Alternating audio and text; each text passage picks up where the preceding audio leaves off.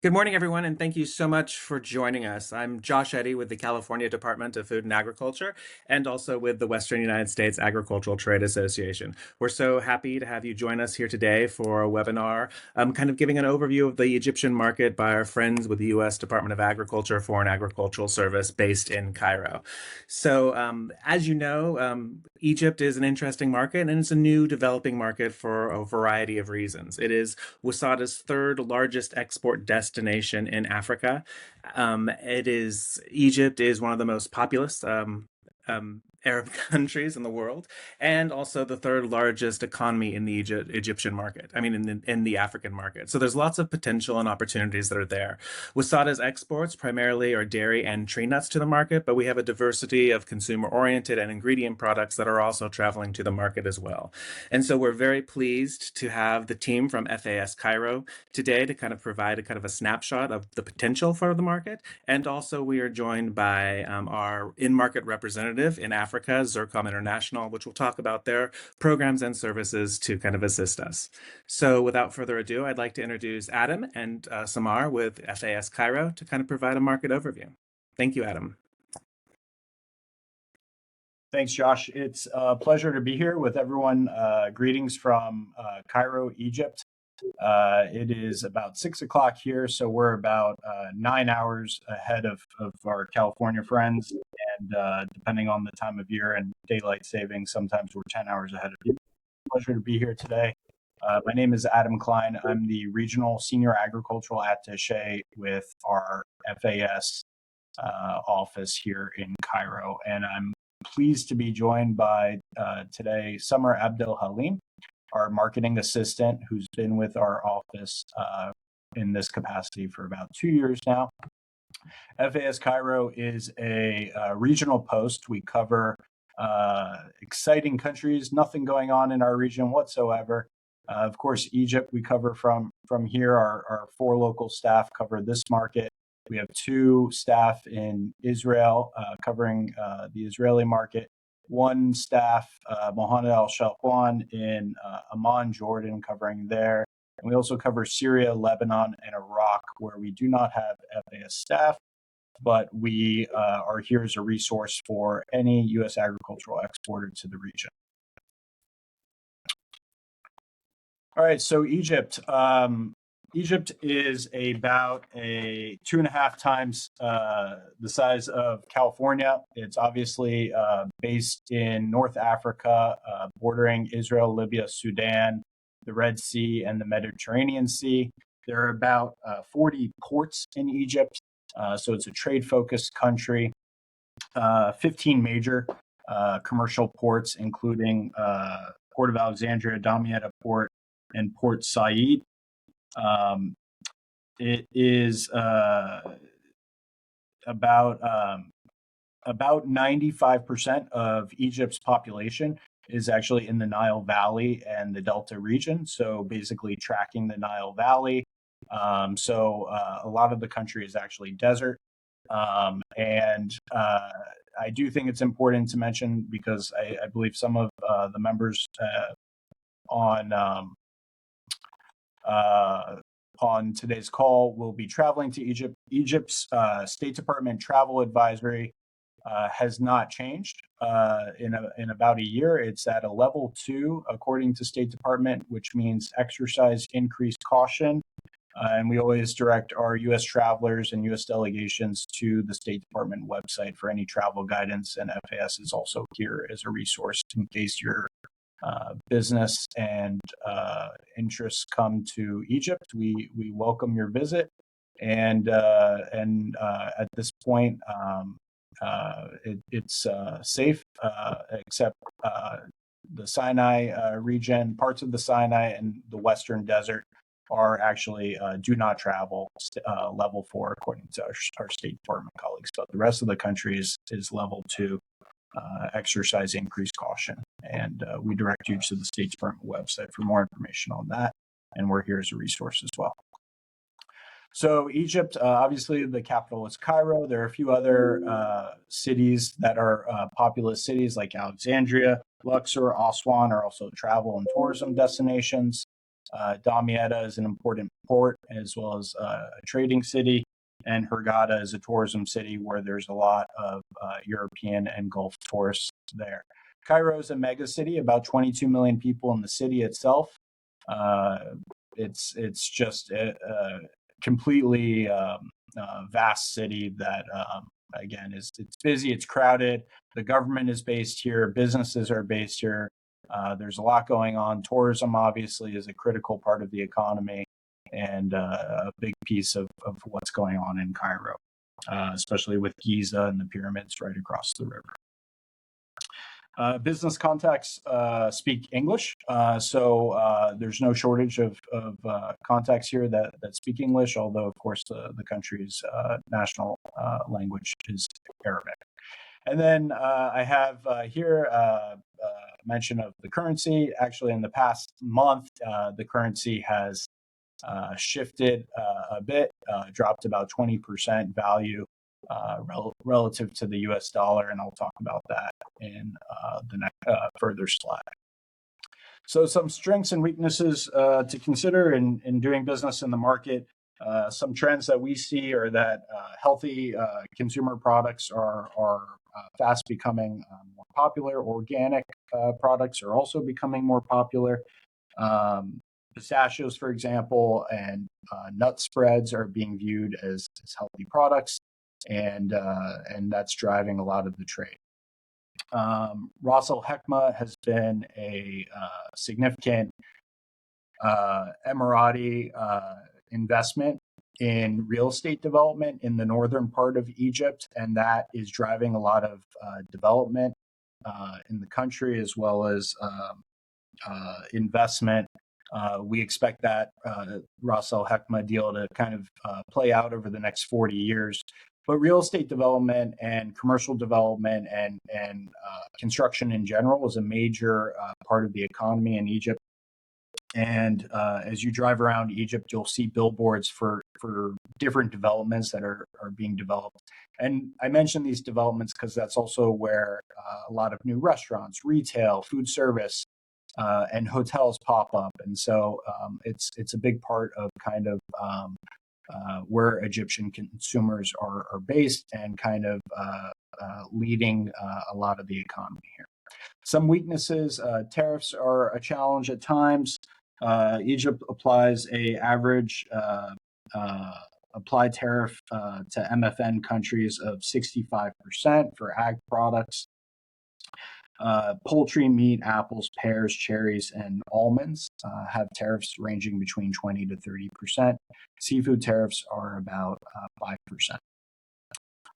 Opportunities in the market, I mentioned tourism, obviously a huge part of the economy. It's about 10% of Egypt's GDP. The country is trying to have 20 million visitors, tourists, by the year 2030. Recently, they've had about 15 to 18 million visitors. And so they're really looking to support the tourism growth. They have a lot of European, American, Gulf, and Asian visitors who are, there's no shortage of interest in visiting Egypt from the international community. Food processing, also a major part of the sector. The government is trying to make Egypt a hub for food processing, and so this is driving a lot of food ingredients, including tree nut trade.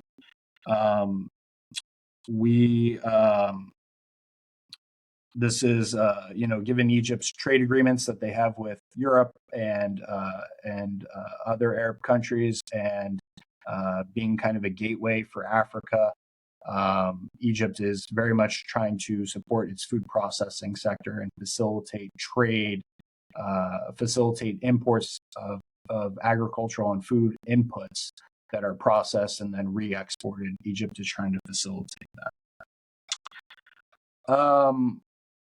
We see a lot of challenges with freight costs and the time of freight coming from the United States, including the West Coast. This is not really, there's no real silver bullet for this. Geographical location is obviously part of the competitive landscape for the United States in this market. And then rising energy costs, especially in the past month, have been a concern in the Egyptian economy, and I'll touch on that in the next slide. And it's also connected to the currency valuation that's been moving in the past month. So prior to the start of the U.S.-Israel-Iran conflict in early March, Egypt's valuation of its Egyptian pound was around 46.6 EGP to the dollar. And in the past month, it's basically dropped close to 20% in valuation. This is largely driven by currency reserves and the rising costs of natural gas imports. Egypt is dependent on Israel and its Leviathan offshore gas field, where it imports a majority of its gas from. So gas prices, because the Leviathan offshore plant has been shut off to protect, Israel turned it off to protect its infrastructure during the conflict with Iran. Gas prices we've seen nearly triple over the past month, and this is driving the currency move that we've seen. The government at the same time here is implementing austerity measures, putting into place different I guess curfews, you could call them, to curb energy consumption, requiring a lot of restaurants and other retail spaces to close down at 9 p.m., for example, and instituting remote work over a period of a week, instituting 1 day per week work from home policies for both the public sector and the private sector. We don't think this will affect the tourism industry, specifically the curbs on energy consumption. Hotels are exempted.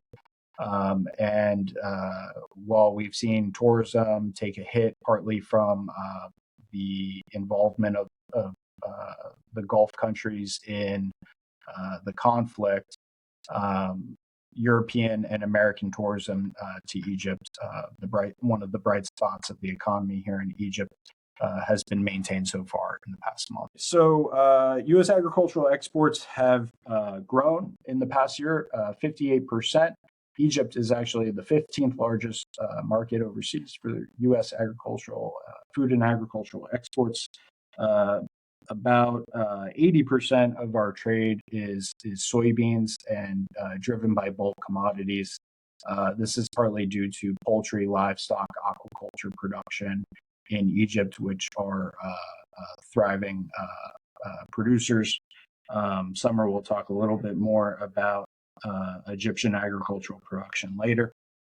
On the consumer side, we've seen about 30% growth year over year, and consumer-oriented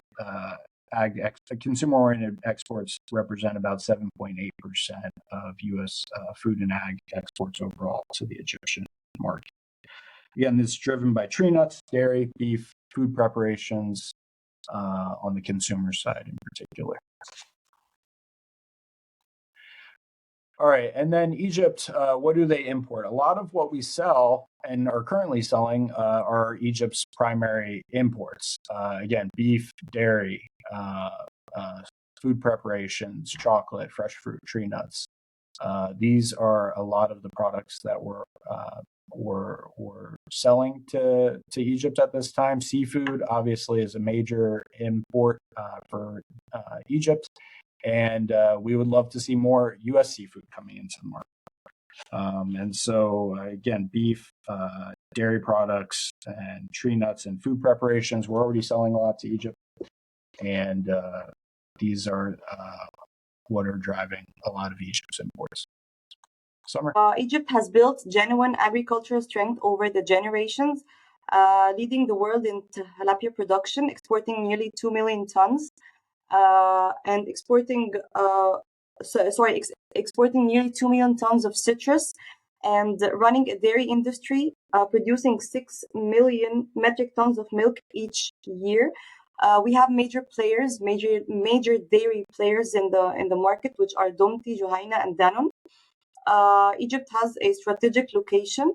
For suppliers, Egypt is not just a market; it's a gateway, but backed by free trade agreements that open doors to markets in Europe, Gulf countries, and Africa. Mustaqbil Mus is a Egyptian military affiliated agency. They're actually part of the Egyptian Air Force. If you come to Egypt, you might hear of them. They're mentioned sometimes in terms of aquaculture production because they do actually own some tilapia production.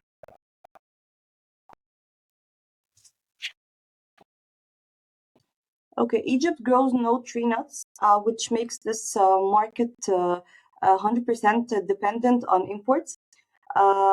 Nuts are non-negotiable during some seasons like Ramadan and the Eid timings because they are essential in some ingredients in the Oriental desserts like the baklava, the kunefa, creating a powerful annual demand that survives every economic cycle. Year-round demand comes from the premium retail, hospitality, and food processing, requiring almost consistent quality supply. From our conversations with our contacts, we've learned that many re-export to Libya, Syria, and beyond because of Egypt's location and the free trade agreements with Europe, Gulf countries, and Africa makes it also a regional hub, not just a destination. Some importers are also expanding into the categories like dried fruits, prunes, and dried cranberries. Current competition comes from Spain, Vietnam, Turkey, Syria, and Brazil. One of the market's best showcases is Abu Auf, which is a major importer and manufacturer with branches all over the country, even within airports. They import premium nuts. They produce their own snacks and energy bars. They provide the whole experience. They have also expanded into dried fruits, and if you walk in one of their store, you will understand the consumer what Egypt is building for the consumer. Adam, please. Okay, so the core products driving this market are shelled almonds, insha walnuts, and pistachios. Pistachios, in particular, are having a moment within the rising consumer awareness combined with the global shift towards the healthier snacking, and this has pushed the demand noticeably higher, making them one of the most fast growing categories of the market. We've also been seeing the rising demand for hazelnuts in the market. So briefly, what you'll see in this slide is just the drop in U.S. tree nut sales, especially in 23 and 24, driven largely by Egypt's currency devaluation and experienced two separate currency devaluations in those years.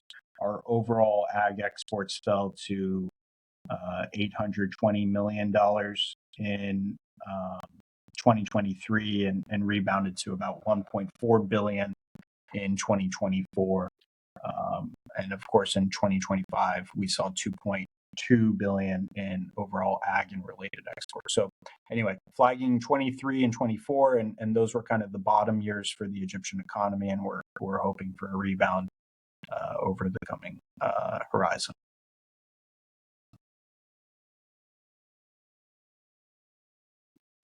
Okay, so the key demand channels for the tree nuts are mainly three channels: the modern retail, the wholesale, and the hospitality sector.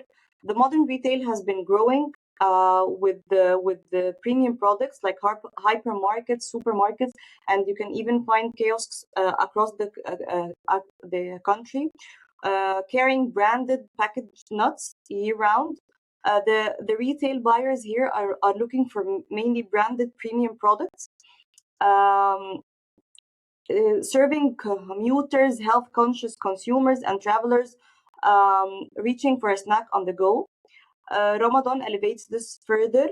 as nuts become a seasonal essential and eaten as they are used in sweets or just raw. And for the wholesale, it's kind of different because they are mainly interested or looking for the bulk volume and competitive prices.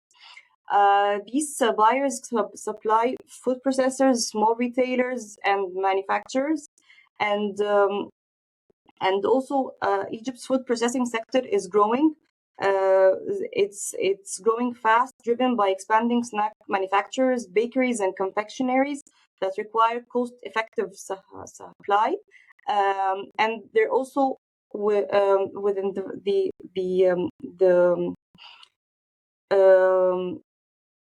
like the food processors are exporting the products also because of the location of Egypt, and that's why there's more demand for the ingredients that are used in the processing. So it's a growing sector. And for the hospitality sector, it's because we're not just they're not just providing a place where you can stay or sightseeing. They're providing a whole experience. So they are looking mainly for the consistency within the production and the quality. The quality is the most important thing in the hospitality. I'll just add one quick perspective, which is as you drive around Egypt and you go from city to city, one of the things you'll see in a lot of different Egyptian communities, especially communities around Cairo and Alexandria and Hurghada, is kiosks. And at these kiosks, they often sell snacks, and it's kind of like I would equate it to almost like a 7-Eleven back home.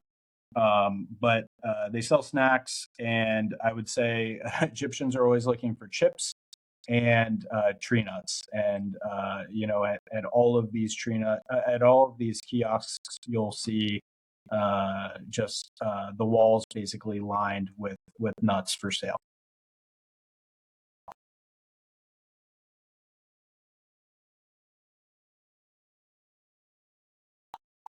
Okay, on to seafood quickly as we kind of wrap up the presentation.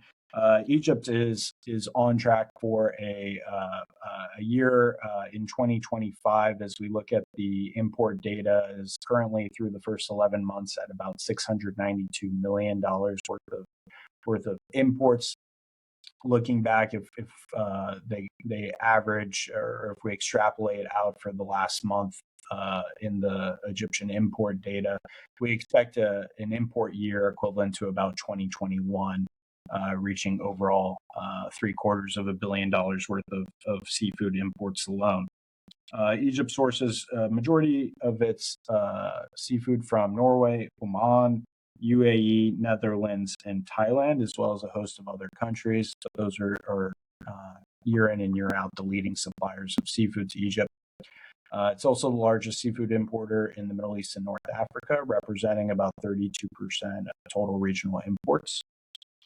And I would say that as Summer and I have started having discussions with seafood importers here in the market, as well as the various distribution channels, they're very eager to engage with U.S. suppliers and U.S. seafood suppliers.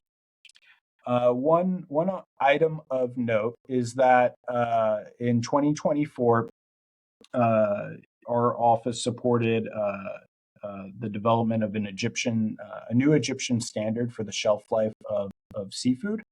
And so Egypt in 2024 adopted a new shelf life standard where it moved from 6 months for frozen fish all the way to 10 months for frozen fish. So Egypt now currently has a 10-month shelf life standard for frozen fish.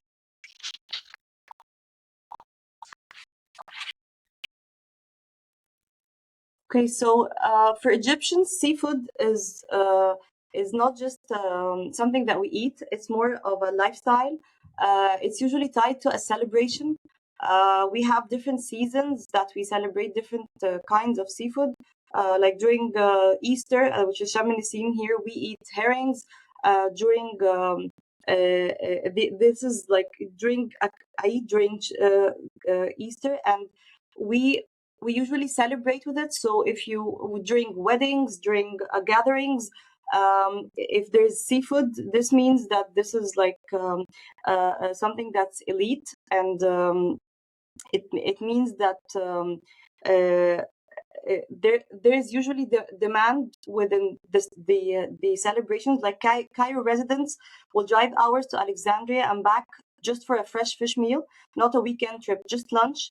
That's how deep the connection to seafood runs in Egypt. And when premium frozen seafood offers the same quality without the drive, it sells because the demand is already there. It just needs a reliable, accessible supply to meet it. The key demand channels mirror what we see in tree nuts, modern retail, the premium supermarkets, the hospitality sector, and also the food processors and caterers. If you scroll through the social media, you'll see major distributors and suppliers advertising heavily. This is a market that's alive, competitive, and moving. The demand is real and the channels are ready. All right. So our last slide is it shows U.S. Seafood exports to Egypt. Obviously, the presence at the time is minimal, but we're excited for the opportunity to meet with WUSATA's members today, and we hope there's interest in coming to the market in the near future. And we're looking forward to the WUSATA trade mission at the end of April. I think that as Summer just highlighted, there's interest in U.S. seafood in all the various distribution channels, and there's opportunity here at trade shows as well, whether it's Horeca or HACE or Food Africa. These are we've done previous reporting in our office on Egypt's trade shows, and we're here as a resource as well. Summer actually will be bringing a delegation of about 5 to 8 Egyptian importers to the Global Seafood Expo next month. And so if you're not planning to travel to Egypt, but planning to be at the Global Seafood Expo, we look forward to having Summer connect and meet with you if you happen to be in Barcelona next month. Again, we're here as a resource, and we look forward to hearing more about if you have any questions in the market. And we are here. And again, thank you for the opportunity to present on what the market entails here. And please let us know if you have any questions. Great. Thank you so much, Adam and Samar. That was an excellent overview of the Egyptian market and really helpful and insightful for our audience. I'm now going to turn it over to Faith from Zircom, who is WUSATA's contractor for the African market. Thanks, Tiffany. All right, great. Good morning, everybody. It's a pleasure to be here today. As Tiffany said, my name is Faith Okalet, and I'm part of the Zircom International team. I am the SRTG Program Manager for Africa, based in Nairobi, Kenya. So I'd just like to speak very briefly about Zircom International and how we support companies like yourselves who are looking to enter and expand across Africa. So Zircom International is a trade facilitation advisory firm. We've been operating since about 1999, representing a number of state governments. And then recently, this is our third year representing the SRTGs, including WUSATA, which we have the privilege of working with since this is our third year, and we've grown in our projects and activities. So our core focus is helping companies successfully enter, grow, and scale in Africa by connecting them with buyers, in your case, on the ground. And over the years, we've supported a number of companies, over 4,000 companies, across a wide range of sectors, including food and beverage and agriculture, among other sectors. And what makes us particularly valuable is our practical, results-driven approach. So we don't just provide market insights, which is core to what we do, but we help companies translate those insights into actual business. And so our services cover the full market entry journey. So this includes market research, strategy development, B2B meetings, identifying and vetting reliable distributors and buyers, organizing trade missions, supporting participation in trade shows. This also includes product showcasing. So for suppliers who are not able to be at the shows in person, we are their representatives through, SRTGs, through WUSATA, by being on the ground on behalf of the companies. And this approach is sometimes a softer landing, especially when understanding how a new market would fit, how a new product would fit into a new market.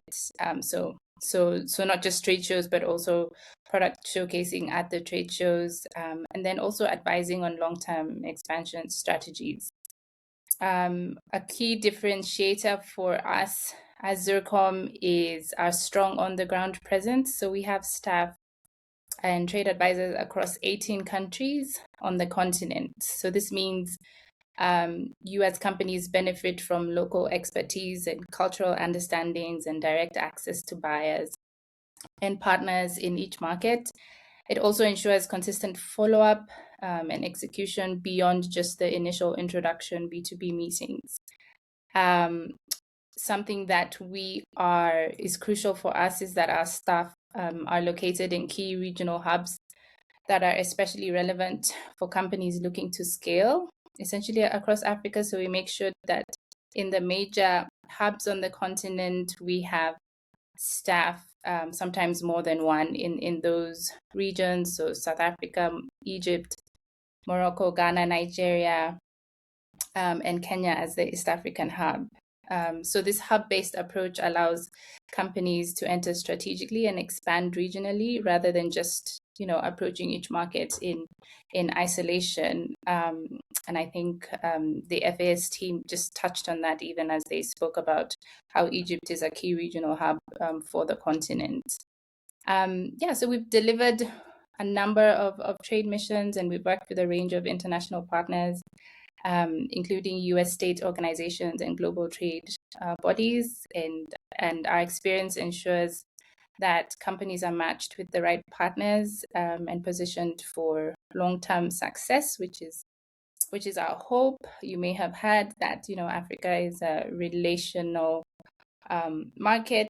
The buyers and the people are very relational. And so establishing that even as you get into the market is important. So for WUSATA companies, this means access to reliable market intelligence and vetted importers and distributors, and then on-the-ground support to move from initial meetings to actual sales, which is the hope for everyone. We look forward to continuing to work with WUSATA and with companies like yourselves. And if you need anything, please feel free to reach out to us through WUSATA as well. Thank you. Great. Thank you so much, Faith, for that overview. And you are an excellent resource in the market for people to contact. So great that we have that on hand and someone in the market on the ground to support our ag exporters. We are going to wrap up our webinar. I just wanted to give a big thank you to all three of our speakers that we had on today. Thank you so much for everyone in the audience as well for taking the time to join. Feel free to follow up with any questions that you do have after this, and we'll be sure to follow up with you. Thank you all again for joining, and we look forward to supporting your continued export journey.